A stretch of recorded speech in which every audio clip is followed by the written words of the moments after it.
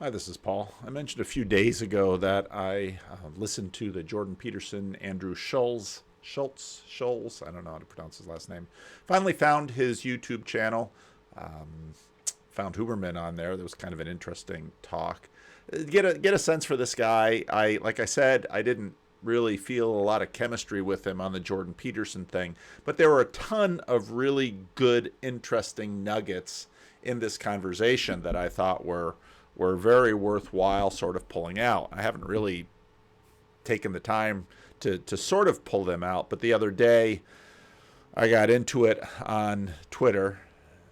I got to watch that Twitter thing. I got into it on Twitter because what's going on Twitter right now, for those of you who aren't on Twitter, and by me talking about what's going on Twitter, I am very much not recommending that you go on Twitter.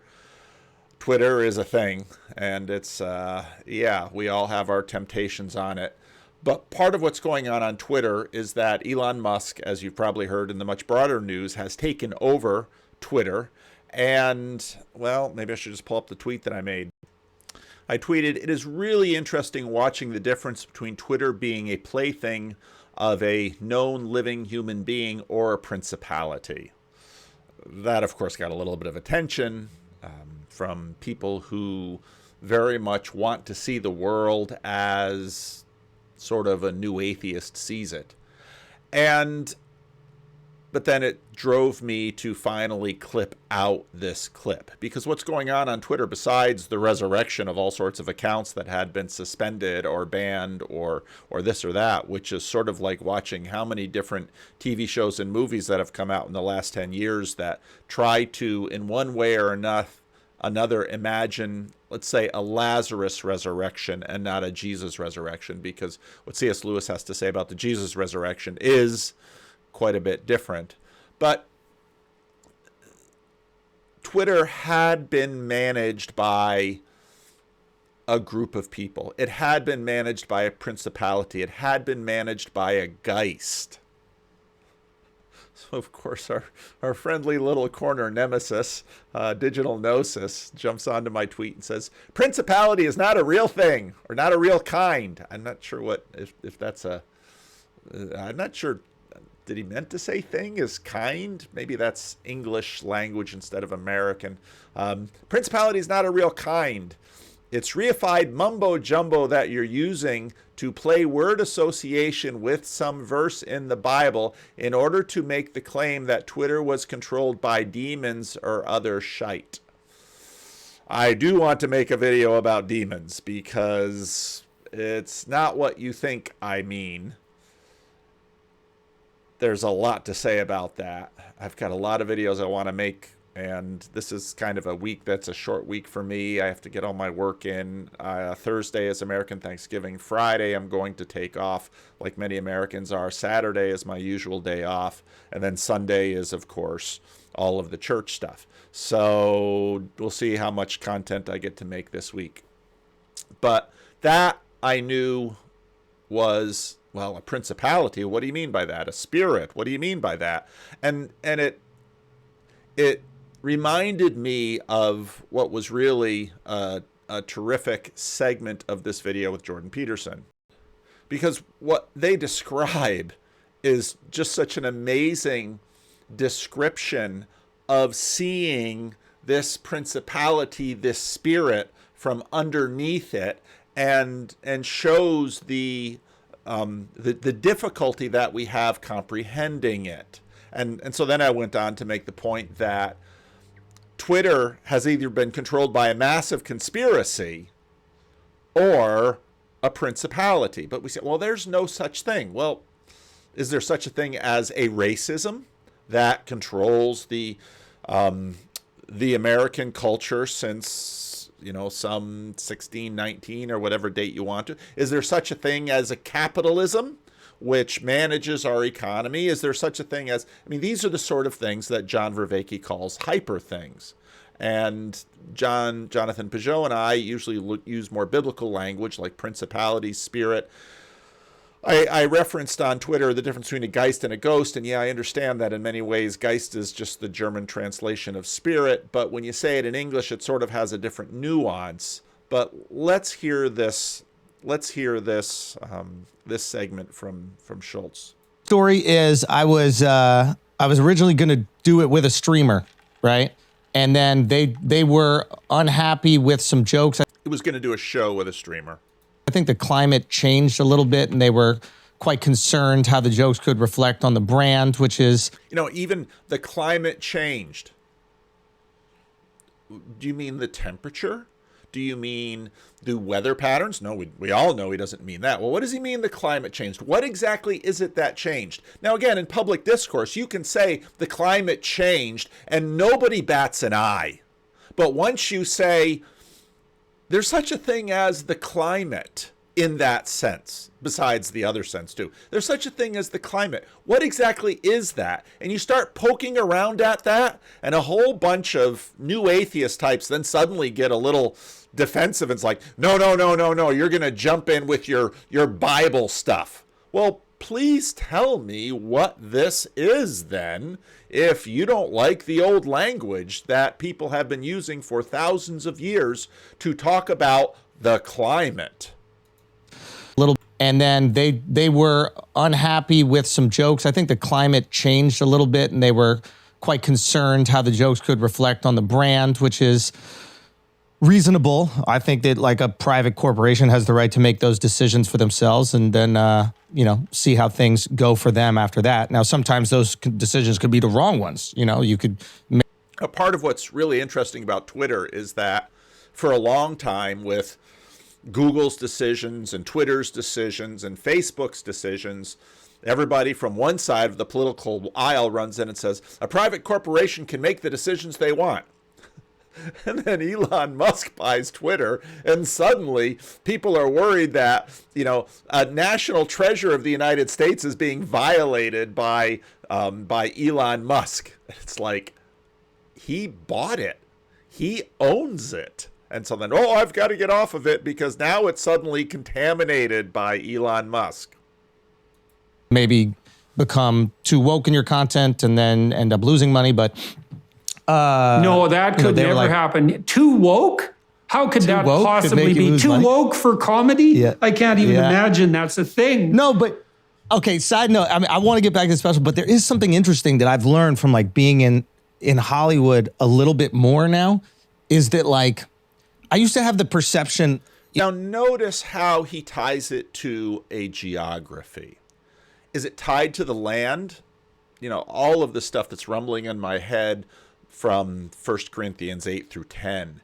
And that's not even... No, I didn't say Ephesians 6. Those of you who know your Bible know what I'm talking about. Those of you who don't will remain in mystery until you actually get... well-versed in the Bible and join the very long conversation of Western civilization. Even Richard Dawkins acknowledges that if you want to be an educated person in the West, you have to one degree or another, know the Bible. But notice how it's tied to a geography. But again, Hollywood isn't just a geography. I've been to Hollywood, and it's kind of grungy. It's not much fun. You can find those handprints and stuff in front of the Chinese theater, et cetera, et cetera, et cetera, et cetera. But Hollywood is in some ways what is it? A hyper thing? Is it a spirit? Is it a principality? Is it a geist? It's something. It's certainly something that's a collective. We participate in it. It's like school spirit. But it's also something that has an existence that predates all of us, unless you were born, unless you're very old at this point, since we're now in the 2020s. So this is something that we all talk about all the time, effortlessly, without controversy. And we say nothing about it or nothing against it, but then when you try to actually take a look at it and talk about it, not in the way that everyone does, well, the climate has changed. Well, how are we going to change the climate? Well, the spirit has changed. How are we going to change the spirit? That word will sometimes get a pass. But then people are like, it's not a thing. It's like, are you serious? Are you serious? All of the social drama we have had in how long about almost everything that people in the intelligentsia are worried about in the country, whether it's going in the right direction or going in the wrong direction. They don't want to talk about what it is or what goes into it. But here we are talking about it non-controversially. I think we all create these perceptions where it's like, there's this like group of organized individuals that are like coming together and making decisions on like what is palatable and what isn't palatable, and then inserting those into culture in their like different fields, like Hollywood, one of them. Okay, all the movies this year are going to be about non-binary or whatever it is. And after being in it a little bit more, I think that it's way less organized and more about self-preservation. So it's like, how do I not lose my job? Well, I worked with middle managers for a long time when I was selling personnel evaluation technology to corporations. And I did that for about 10 years, rather unsuccessfully. We found one company that used them extensively. But I learned very rapidly there that the fundamental motivation of virtually every middle manager in a corporation is, how can I not get blamed if something goes wrong? Yes. That's it, man. Yeah. There's no ambition. There's no desire to grow the company. There's nothing but, I don't want to stick out. If there's a mistake, I don't want it to be on me. I hope I don't get blamed for anything. I'm not going to do anything dangerous ever. And yeah. And the idea that people are organized enough to have a conspiracy is that's just so rarely the case. But I was part of that belief a little bit because you... And again, when I said on Twitter, it's a conspiracy or it's something else. Okay, what is that other thing?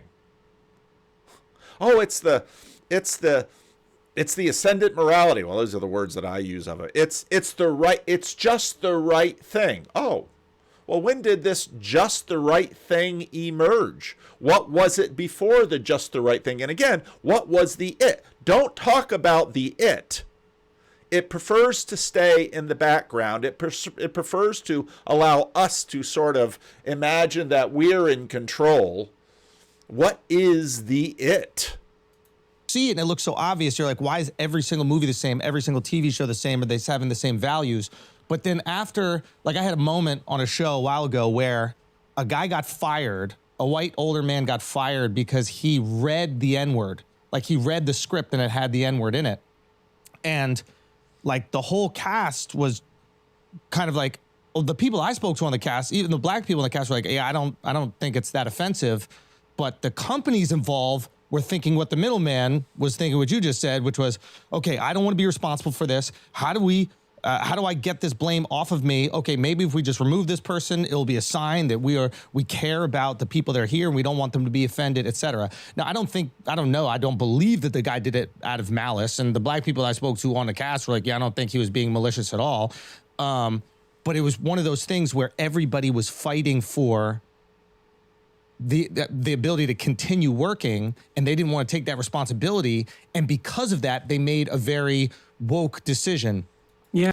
Now, it's interesting because if you listen to this conversation and you know anything about the book of Revelation, you might be tempted to say something like, boy, this sounds like something from the book of Revelation, that unless you sort of have the number of the beast, you're not allowed to do commerce.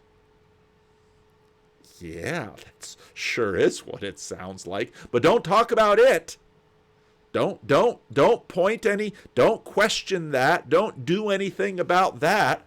And of course, this is all sort of flipped because let's say 75, 80 years ago, there's a different power that sort of was it.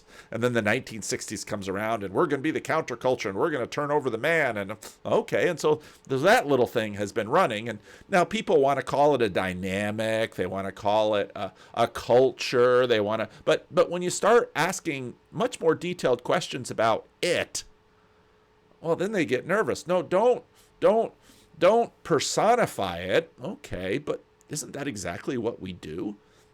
Again, I've made this point many times that I watch people deconstruct from Christianity. I can't believe that God would let any of these things happen. Oh, okay, fair enough, because, read the book of Habakkuk, which is what I'm preaching on this week, and you'll discover you're not alone. And in fact, people with these thoughts, in fact, contributed pretty significantly to the Bible. Just read the Psalms, read the book of Habakkuk, read, there's a lot of people who looked around the world and said, well, this world doesn't seem to be run as the way that I think it should, even if I'd been formed by the story of the God of Moses. It's like, yeah, fair enough. That's very true. But what's going on in terms of how exactly the world runs then? What runs the world? What shapes people? And now, I'm not in any way laying aside psychology or sociology or status. All of those things are part of it. All of those things, we see it through these things. But to talk about it, well, does it have consciousness? Well, probably not the kind of consciousness we have, because we talked about this at Thunder Bay, because my dog, I don't have a dog right now, dogs have consciousness, but not like mine. Flies seem to have some consciousness. If I move my hand, the fly moves. Lots of things seem to have consciousness, but not like my consciousness. I'm not saying it has consciousness like we have, but it certainly seems to have something approximating it.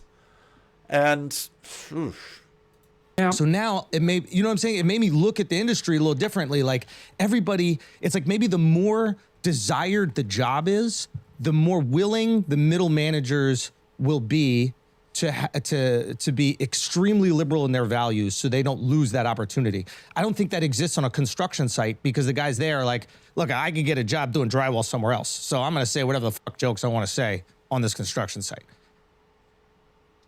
So I think too, though, there's a complicating factor there, which is it's something like this. So, each of us carries a representation of systems of ideas in our imagination, in our mind.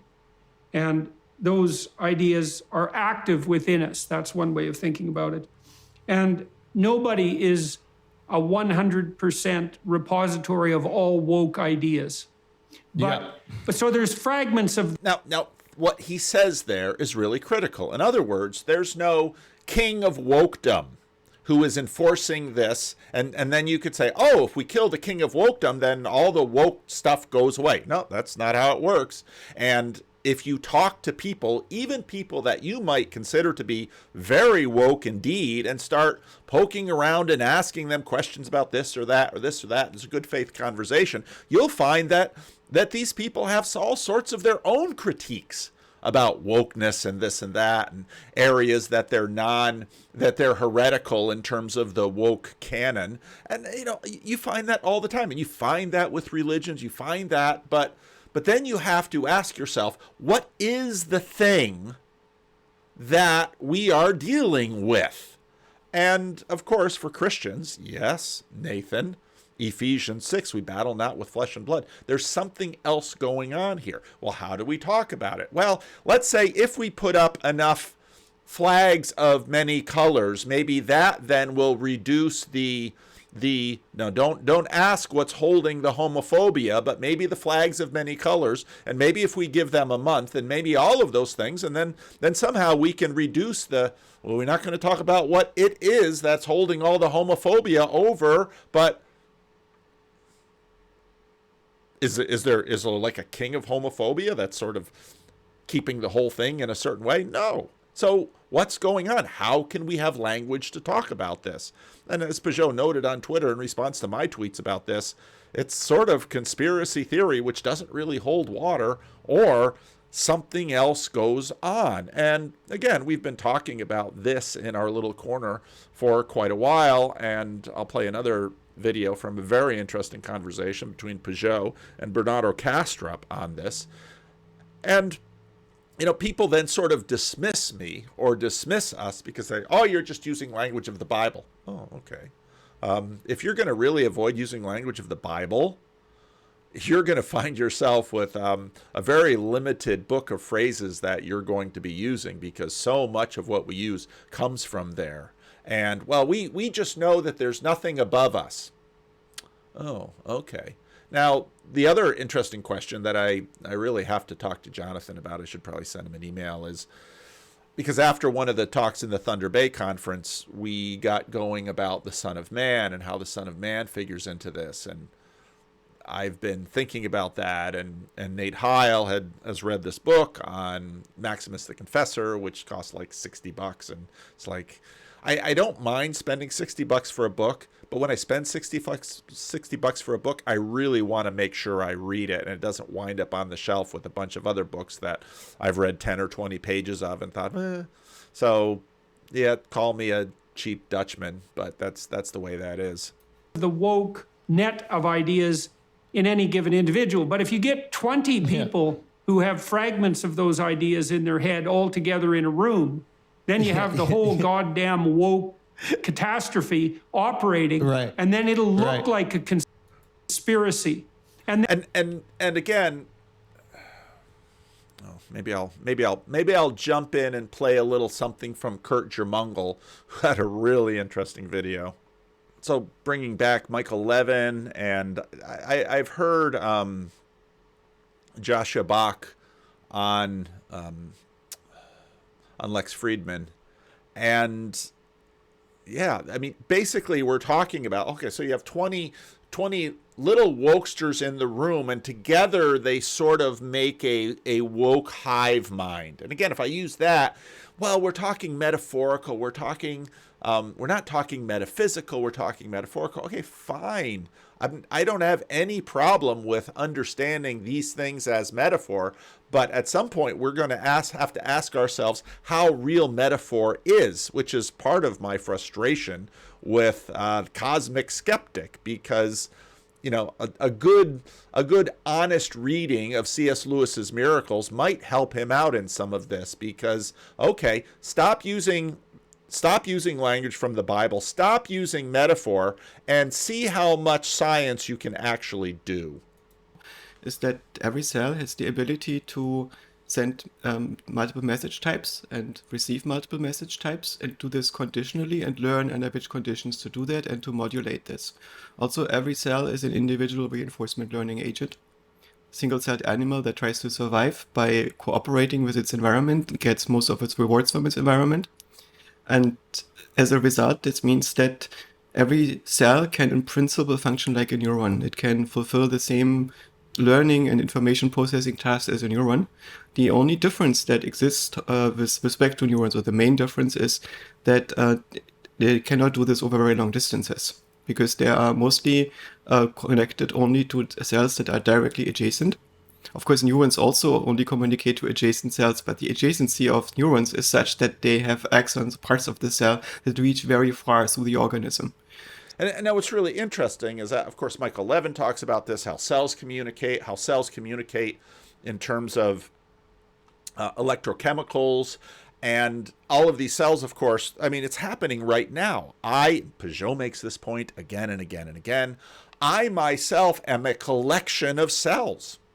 But this collection of cells is in communication with lots of you out there, collections of cells. And there's language and culture, and together we form things. We form cultures, we form communities, we form all sorts of things together. And now these that people who are sort of, it's almost like they're wearing glasses that, if anything isn't material, it shudders.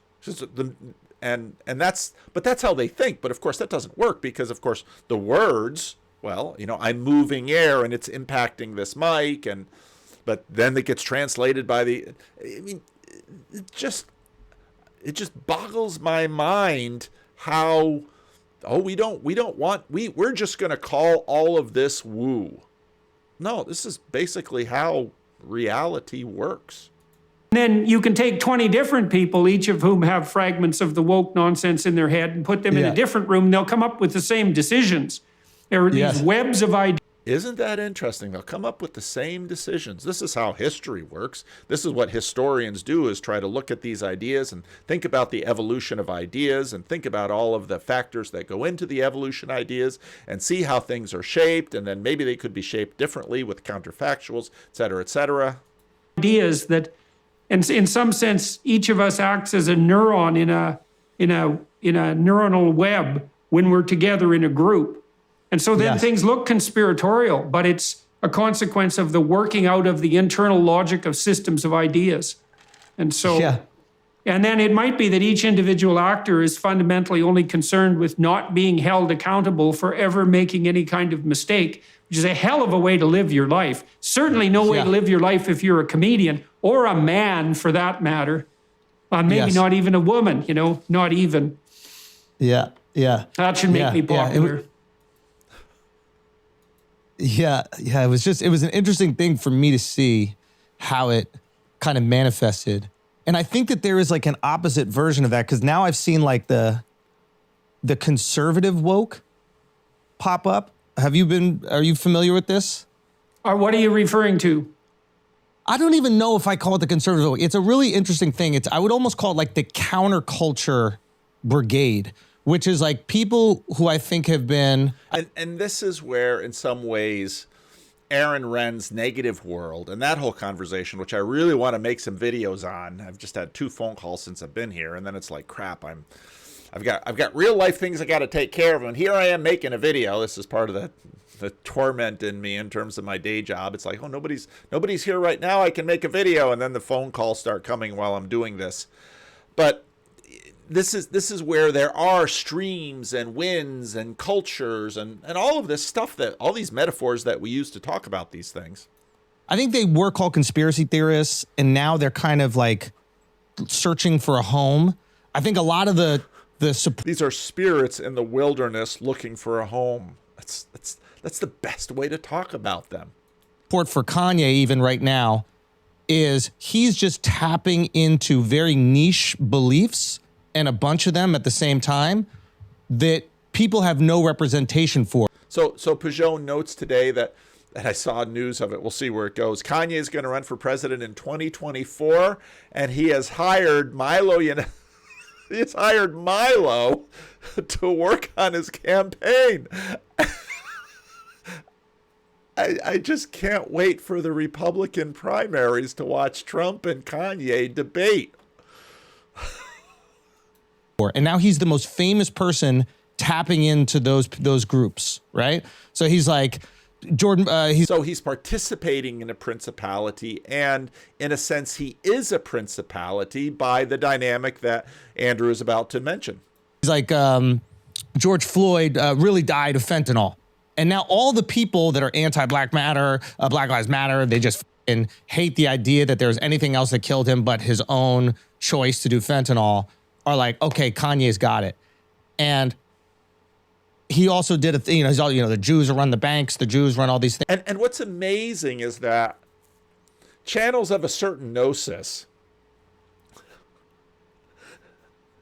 live in terror of this dynamic. We've got to announce that everything Jordan Peterson says and does is humbug. And we've got to warn people about this little corner of the internet and all the silliness that they're doing. The mumbo jumbo, all the silliness that they're doing and all of this stuff. We've got to warn people about all of this stuff because, well, it's like, on one hand, you deny the dynamic and then you live in terror of it.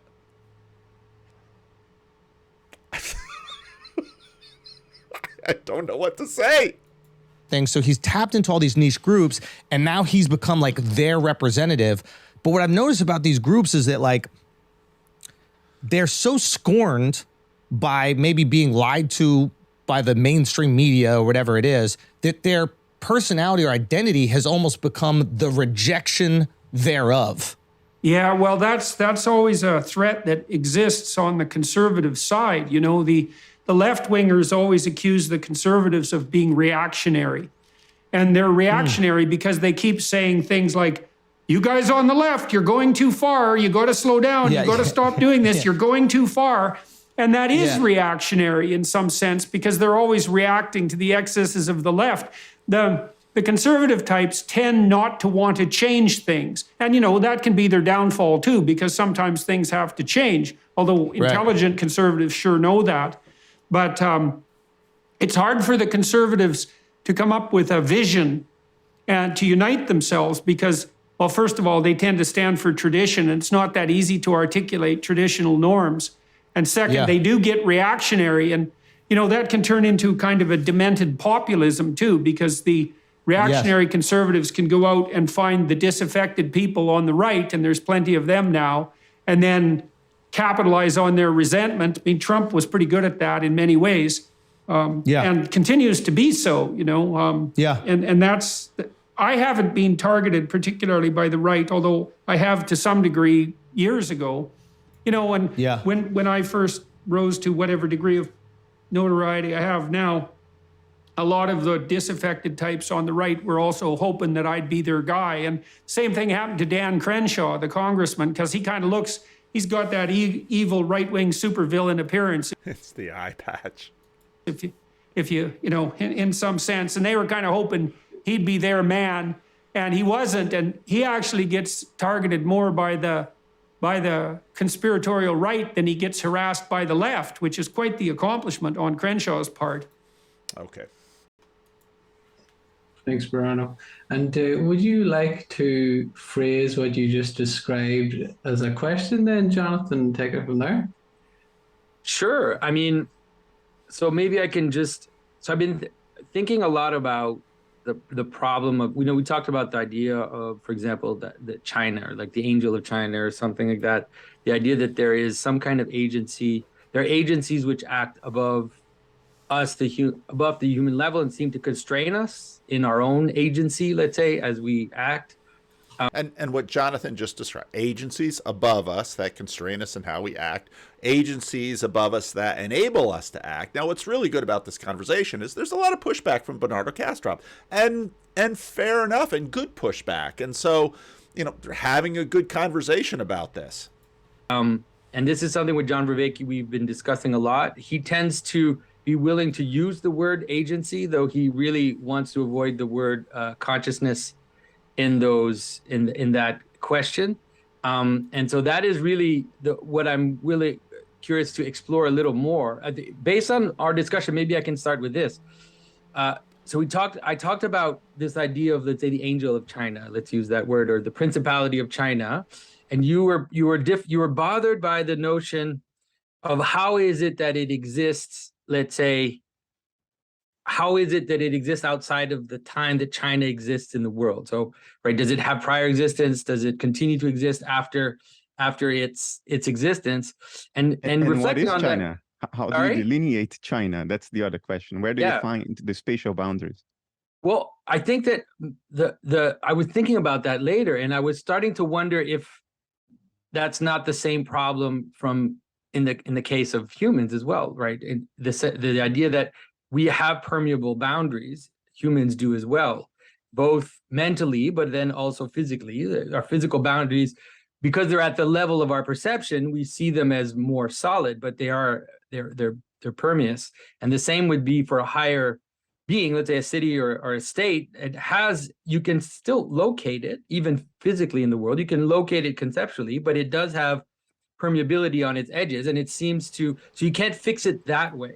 It's so, like here I'm really going to be more like Neoplatonic in the sense that, and if we talk about Hollywood in this sense, Hollywood, of course, has some of that. You can only fix it in its higher aspect. You can fix it in its identity.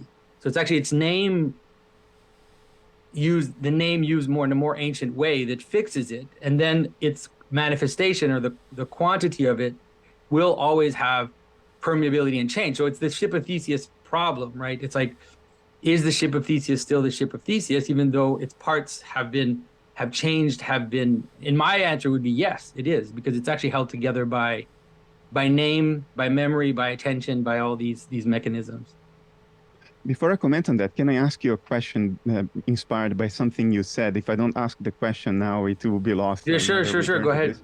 You said John Vervaeke. Now I should mention that Kastrup is an interesting conversation and partner in this, because what he is one of the most thoroughgoing idealists that there are out there, that you can, let's say, talk to him and have a conversation with him about it. And he's really working that idealism space. And so in many ways, he's the complete opposite of, let's say, new atheist types that are always looking at it down below. They're not even sure that the ship of Theseus, if they were, as C.S. Lewis pointed out how many times, if they were consistent with their creed, there could never be a ship of Theseus, because as Pageau notes, that you're really dependent on this, here's the ship of Theseus. You're just dependent upon that perspective on something. And of course, for an idealist, they, in a sense, come from on top, whereas the new atheists come from below. He was comfortable using the word agency for higher levels of mentation, but not the word consciousness. Do you know what difference he makes in his mind between the two, and why this distinction? Well, he seems to think, first of all, that conscience is a very specific aspect, which has to do with certain amount of speed. And so speed of connection is what would give rise, let's say, to consciousness. I mean, I don't really agree with that myself, but that is his main argument.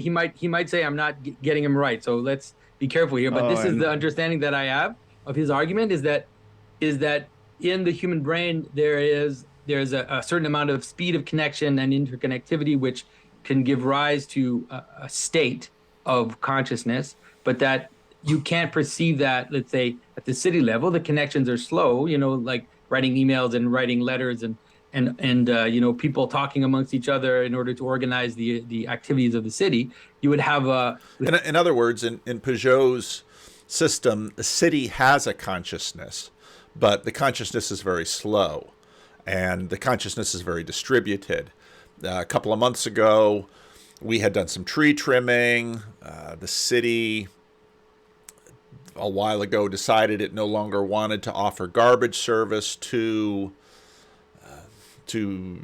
businesses, and we're sort of a business because we're a church. We're not a household, so we didn't have, we couldn't put our things into the street. We didn't have a green bin for the green waste, and so there's a question about green waste, and so one of our members started putting some things out on the street. Someone from the city came along and said, you can't put your things out on the street until this date, and then you can put them out. Okay, and then I got a little note from the city about food waste, because the city is now changing its policy on food waste. They want food waste in the green waste bin as something that's sort of compostable. And then I got a note from the city at church talking about the fact that by virtue of our category, they didn't consider us needing a food waste. I mean, it just gets crazy, but it's very slow. So then, then I either write back to the city or find someone to call in the city or do the 311 thing here in Sacramento. And it's very slow consciousness, but the elements of consciousness that are a degree of intelligence, a degree of agency, they're present in the city. But again, they're seen from a particular perspective where you're not dissimilar to the Michael Levin, Joshua Bach perspective, where they're looking and saying, well, my whole body is working because all of my cells are talking with each other. And then in a sense, if you imagine it metaphorically, there's sort of a level above the cells that work together. And if of course, in some ways, that's the I consider me, which is something similar to a story. It's immaterial like that. That's me, the story, an immaterial story that is sort of above this vast network of cells that are firing together. It's not material, because the me that goes on is now out on the internet, and it's in the memory of my children, and it's in the consciousness of my wife and of my parents, and my grandparents in some ways live on through me in terms of the organization of the genetics, the aminoproteins, all of this stuff. And this is what we're talking about. It's such a foundational aspect of reality. And then this whole community just kind of turns away from it and says, that's not real. Oh, okay. Suit yourself. We'd have a slower connection. And so to be honest, I don't mind that. I think that there are just different types of consciousnesses. I don't mind the idea that it would be a slower consciousness or just a consciousness that has a different. And this is sort of where some of the sticking points that we arrived at Thunder Bay, when John Vervaeke's lecture about consciousness was basically talking about how, describing consciousness in a scientific sense, where I think Jonathan and Pageau and I are looking at it and saying, how can we recognize consciousness? Does the sun have consciousness? Is that the best way? Are these the best language tools to talk about these things? Just like Andrew Schulz talks about, the climate changed.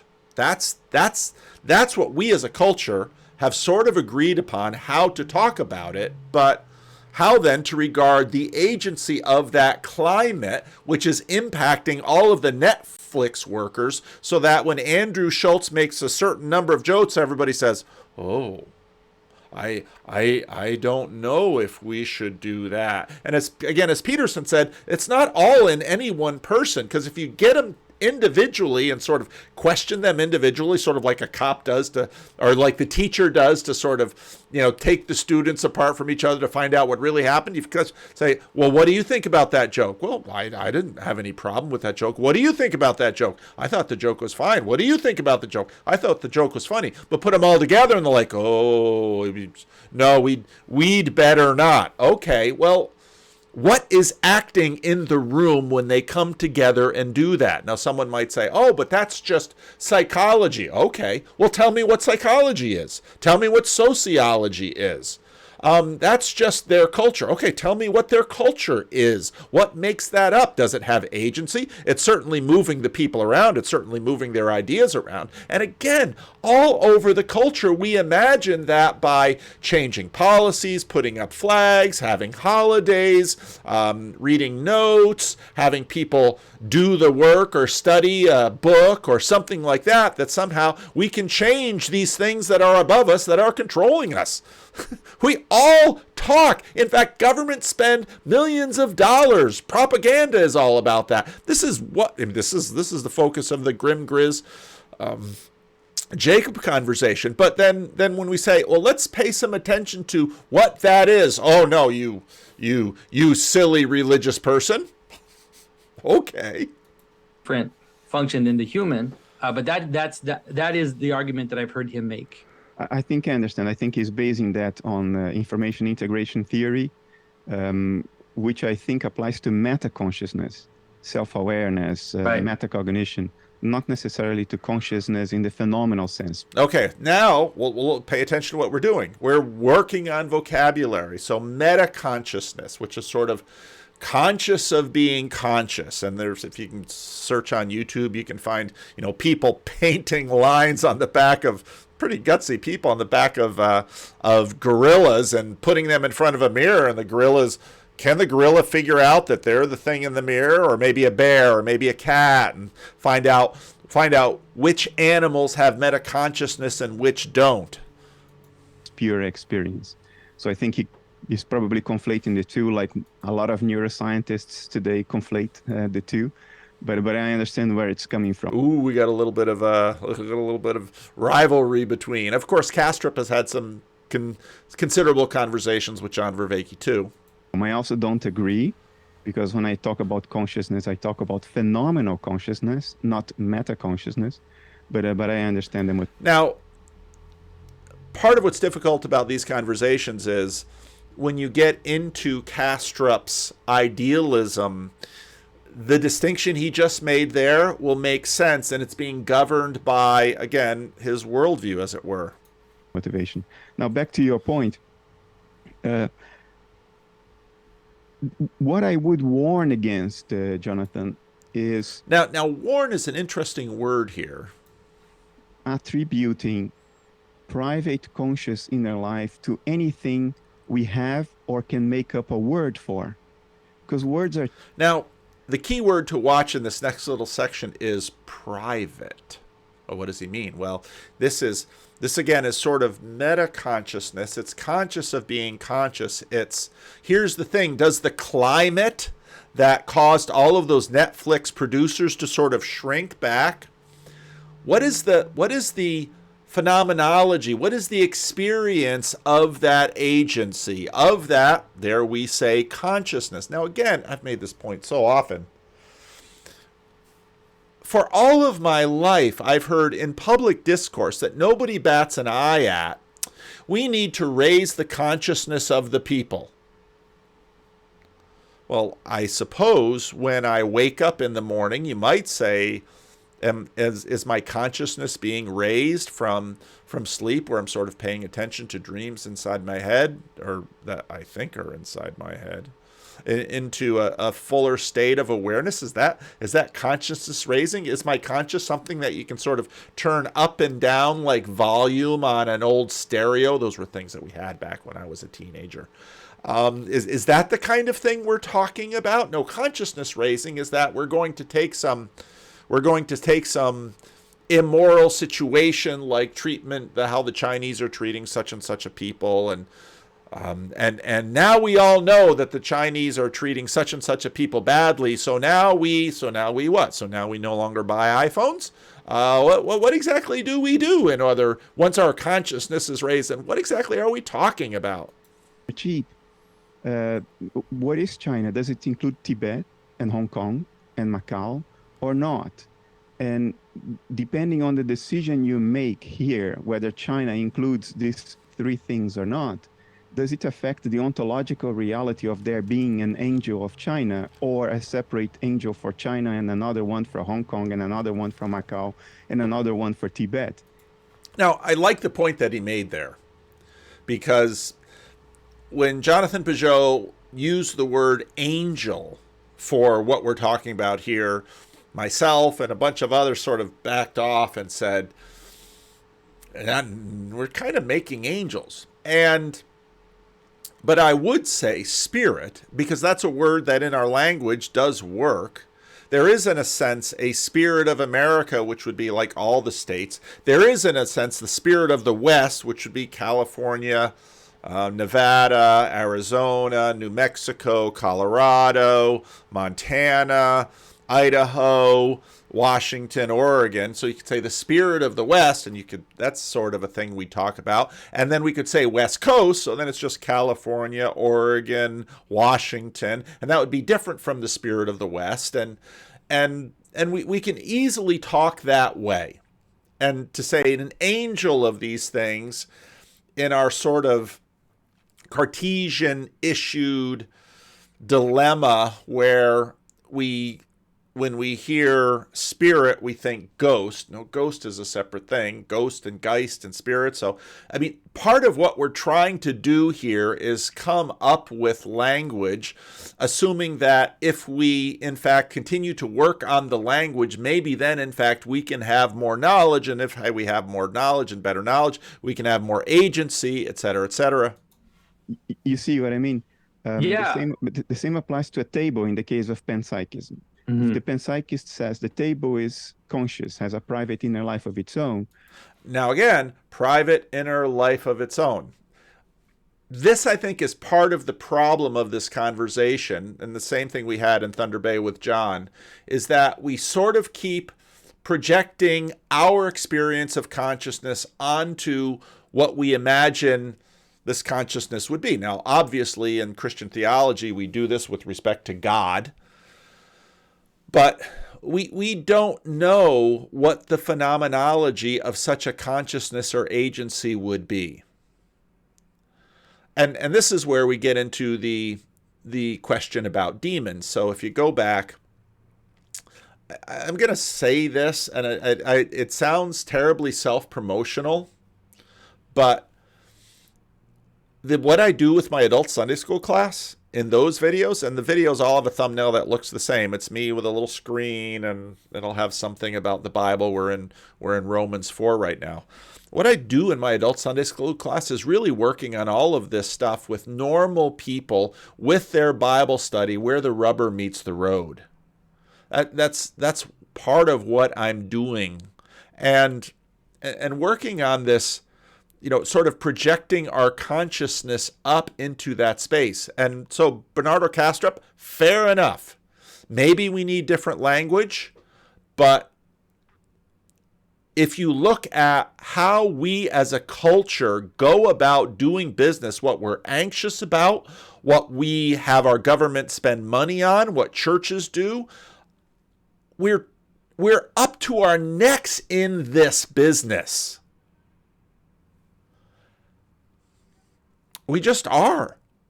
And so doing a little bit of work on it, probably a good thing. Now, private inner consciousness, when you use those words, it's like, do I think that the climate, as Andrew Schulz says, has a private inner consciousness, sort of projecting my experience up into that? First of all, I have to say, I have no idea. But fair enough, fair pushback. If I pull out one of the feet of the table, one of the four legs, do I create some kind of dissociation and I create a new conscious entity? And what he says here is part of my skepticism about panpsychism. And does that new conscious entity remerges with the table if I nail the leg back to the table, or a rock that detaches from a mountain? Does it become separate from the mountain with an inner life, a private inner life of its own? And does it reunite every time it touches the mountain as it bounces off the slope?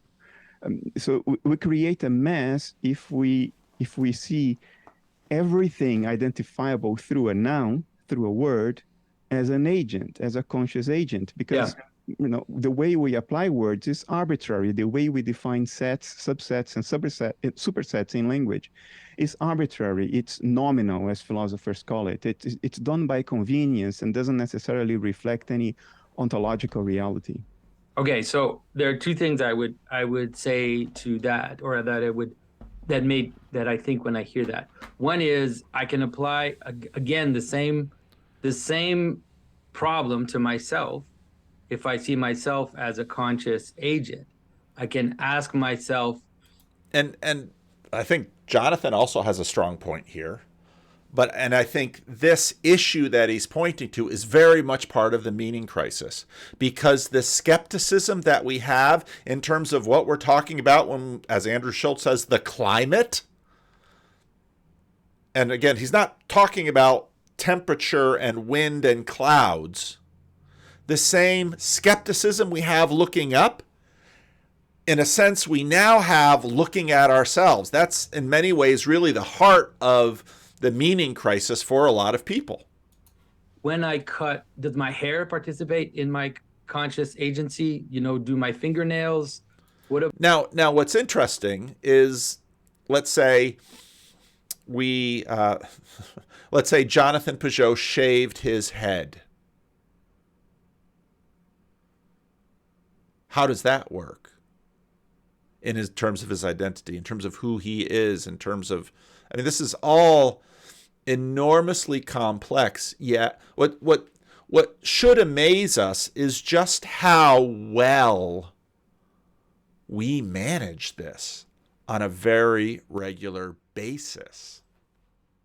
About if I cut a finger off, does the finger now, so I can ask the same question. This is why that I tend to think that categories are captured in their name or in the place where they come together, rather than try to find them contained in the place where their multiplicity has a possibility of breaking apart, let's say. I see your point, but I think you miss the one criterion we have to define the boundaries of us as individual agents with private conscious inner life of their own. And it's a criterion that applies to us and doesn't apply to objects, doesn't apply to the table, to the mountain, or to China. And it's the following. If I pierce the chair I'm sitting on with a needle, I don't feel it. But if I pierce my arm, I do feel it. Yeah. If a photon in my study hits the wall behind me, I don't see it. But if it hits my retina, I do experience it. So there is a objective. Even sight doesn't work quite that simply. Yeah, I've been reading Oliver Sacks, which is, again, 30-year-old neuroscience, and it's amazing how complex our experience of the world is and how effortless we are at managing within it. A criterion for defining the boundaries of the human being, and that is what you register as an experience when something interacts with it, and what you don't register as an experience when something interacts with it. Now his idealism is all through this, and so that's a piece of this here. Now, I acknowledge that based on this criterion, there is a question that is valid, which is, are we the totality of ourselves, or are we only our nervous system? Because it's only the nervous system that registers. There are no nerve terminations in your hair. Now, what's interesting, though, is, again, if you go back to the question about nerve cells versus other cells, there's a lot going on there. So it's not part of you. But then I would say, well, there are no living cells in your hair either. It's just keratin. The same applies for your nails. So I see that there is a question there, but I don't think it's a free-for-all. I don't think it's a free-for-all either, for sure. But in terms of China, for example, so I agree with the table. It's. But let's say if you look at China, the question that you ask could be answered in terms of China. So in terms of boundaries, so you would say, so imagine there's China, and then there are a bunch of people that are coming in and taking things like from another state. They at first they take refuse, maybe they take the trash on the side, and when they do that, they don't hurt China, and China doesn't care. But then at some point, maybe they come in and they start to take things, or they take part of the land, or they take certain things that China perceives as belonging to it, and then China will react very much like a pain reaction, will send out soldiers, antibodies, and will push away the threat that it is feeling on itself. And so if you see it that way, then at some point the question of Tibet or Macau or these other identities would be something like, you can imagine it like it's a conflict of identities. This is what's happening. There is a conflict of identity where China wants to extend its body to include these smaller identities, and those identities are resisting. Like Taiwan. You can almost imagine it like someone in the forest hunting a deer and wants to integrate the deer into himself, and the deer is resisting. My street has a neighborhood watch. So if there is a strange person doing funny things on my street, it will be ejected by the nervous system of the street. Does my street have an angel? Is there an angel of the street where Bernardo lives? Yeah, I don't know. These are the questions that I'm. But there is a spirit. He would probably easily say there is a spirit of my street or a spirit of my community, because if a new neighbor moved in, and you could have near limitless idiosyncrasies that the neighbors would readily detect as a violation of the spirit of the street. What would happen would then be there would be an alteration of the spirit of the street, and you'd say, well, the spirit of the street before this neighbor moved in was this way, and after this neighbor moved in was that way. One of my neighbors who moved in, this is on my street, years and years ago, came around and introduced himself to everyone who lived in the neighborhood when he moved in. And in an American community, that's kind of like, oh, okay, that's friendly, that's sort of good, but a little odd. And then he came around and said, well, why don't we have a 4th of July block party, and I'll talk to the city, and we'll close off the street, and we'll do this. And for a number of years, we had this 4th of July block party, and he changed the spirit of the street. And then he, at some point, sold his house and left the street, and the spirit of the street changed again. Now, I appreciate Kastrup's pushback on, say, using angel, because for the most part, the way we imagine angels to be would be something that has a little bit more durable ontology and is less emergent from what's going on in the street. But now, again, back to my school spirit example, part of the spirit of the street goes back even before there was a street, because the geology of the street gets built into the spirit of the street. Maybe your street is in San Francisco and maybe, or Los Angeles, and maybe you know you're going to have an earthquake. That's part of the spirit of the street. And so this is a really important way of talking. And so I appreciate Kastrup's pushback. And a little bit later, gosh, I'm kind of running out of time, but I'm asking, I'm trying to figure out like to what, like where, how can we perceive, like to what, because there are some, for example, there are some theologians that go all out with this. They'll say, as soon as two people encounter themselves, there's a third being there. As soon as two people have a conversation, there's a third. See, and I think in some ways, even though that theological habit had its purpose, I think part of some of the solvent of, let's say, what was applied in the Protestant Reformation and the Enlightenment sort of, I think, helped to recalibrate some of that, because a being, but, you know, I'd often challenge people. I'd say, okay, if you want to get a sense of your marriage, why don't you name it? Because if you name your marriage Disneyland, well, you're saying something about your marriage. If you name your marriage Vietnam, you're saying something about your marriage, depending on if you mean the Vietnam War or this other beautiful island, et cetera. It's this beautiful country, et cetera, et cetera. So this is part of the nuance and amazing power that we actually have. Now, I wonder if I can find this, because I'm running out of time and I can't just play it through. Okay, it's a good thing I didn't try to play it through, because this is a lot longer. And Kastrup has there's a lot of influence from Jung in Kastrup, which is, again, his idealism is obviously a significant part in what he's approaching here. That narrative, that little person born on that date, married to that other person who has this job and so forth. That's the ego. That's the first level. The next level is what is yours personally, but is beyond the ego. In Jungian terminology, the personal unconscious.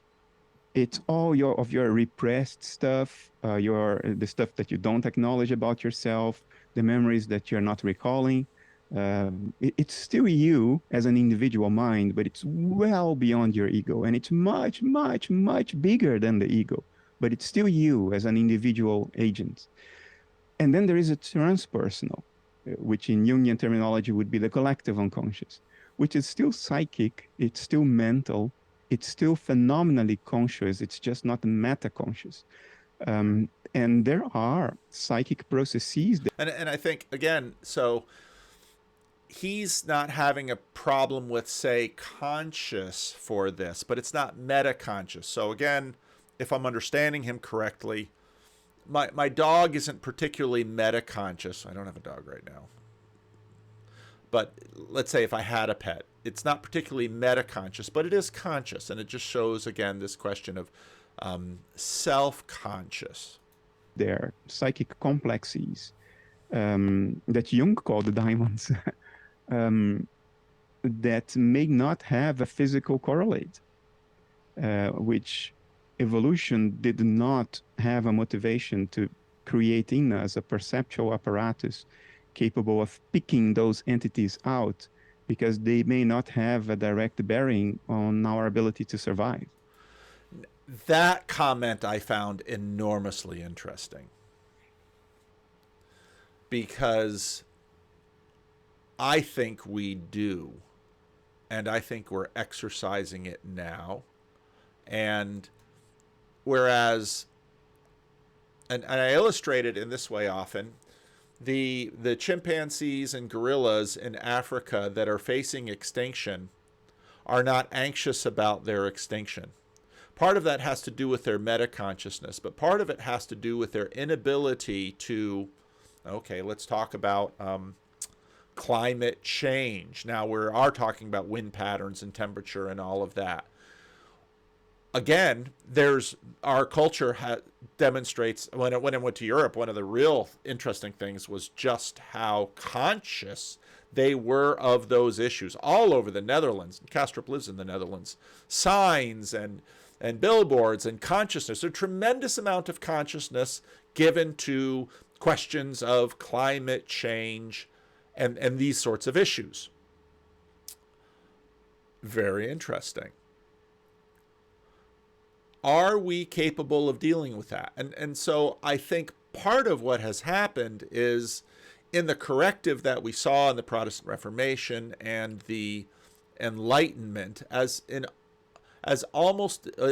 the case almost always, when we attempt to correct, we usually either undercorrect or overcorrect. I mean, getting the correction right, probably impossible for human beings who are experience total depravity, let's say.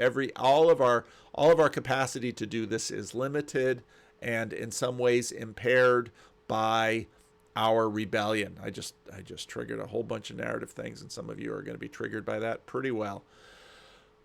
But that's part of this too, that in effect we have an ability to deal with this. And if you look at the history of humanity, we have been dealing with this. Why on earth is Netherlands full of churches? Well, we can't see it, and go back to Andrew Schulz and the climate that he sees manifest in all of the Netflix workers or the committee that is supposed to regulate content moderation, et cetera, et cetera. We have a sense of it. And this is what we're using. And in some ways, we've just sort of been hobbled by this same Reformation, Enlightenment to now say, oh, there's no such thing as the climate that the Netflix employees are trying to address. Really? The Netflix employees believe so. Andrew Schulz believes so.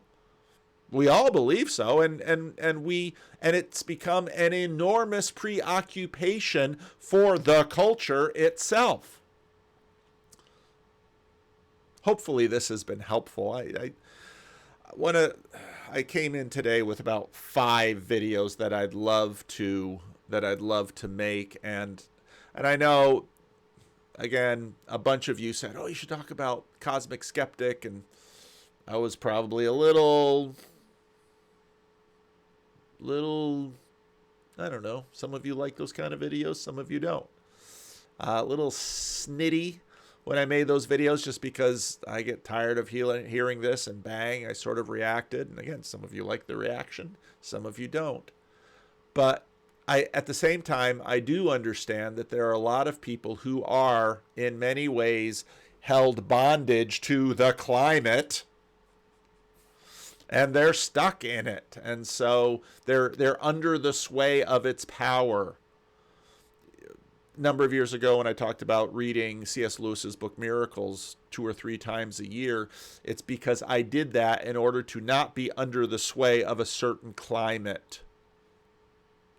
And when I post conversations by Grim Grizz and Chad the Alcoholic and Jacob, that they're meeting together and talking with each other so as not to be under the influence of the climate.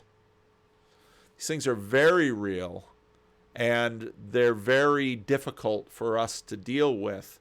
And when Kastrup says evolution hasn't equipped us, well, we're amazingly equipped, both equipped and ill-equipped by evolution on whole numbers of ranges. You know, our skin is too soft, our hair is too, we don't have fur for the weather, on and on and on and on and on. And I would say that just like we don't seem equipped by evolution to dominate the planet, our capacity to actually deal with these things, however conscious we are of them, seems second to none on the planet.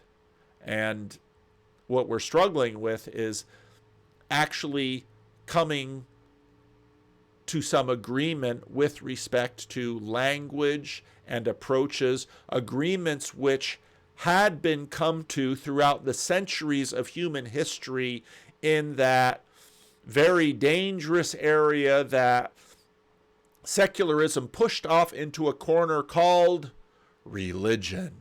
Dum, dum, dum. So here we are. Out of time. Leave a comment.